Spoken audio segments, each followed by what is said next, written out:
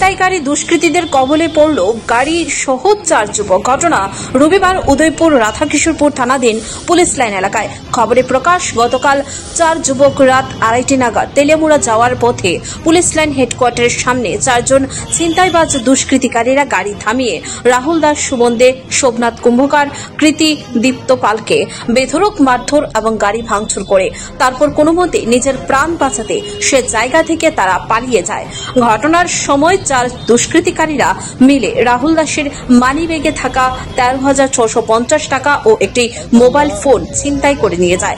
সোমবার সকালে এলাকাবাসীরা জানাজানি হওয়ায় সকাল 9টা নাগাদ 4 যুবক ও এলাকাবাসীরা মিলে রাধাকিশোরপুর থানায় মামলা করতে আসে।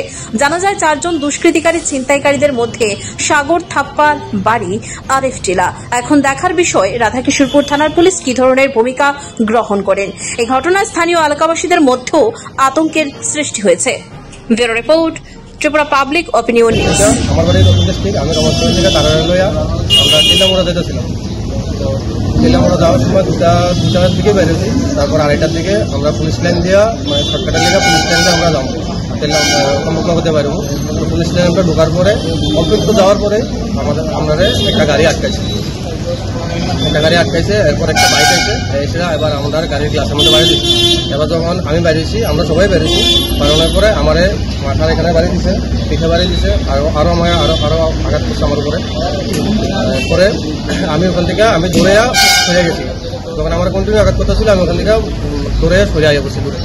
আর আমার যারা অফিসের যারা ছিল তারাও মানে ওইদিকে আছে, তার উপরেও তারাও মারছে।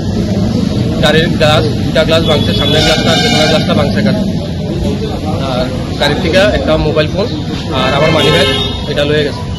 এটা 2:30টার দিকে রাত্রে। আচ্ছা, যারা ছিনতাই করছে এরকম তাদেরকে কি আপনারা চিনতে পারছেন? একজনকে চিনতে পারছি। কি নাম? ওর নাম সাগর থাপ্পা। বাড়ি কোন জায়গায় ওনার? বাড়ি পুলিশ লাইন আরব টিলা। আমার নাম রাহুল দাস। আর কোথাও চাইছে? হ্যাঁ, মামলা করছে। হ্যাঁ।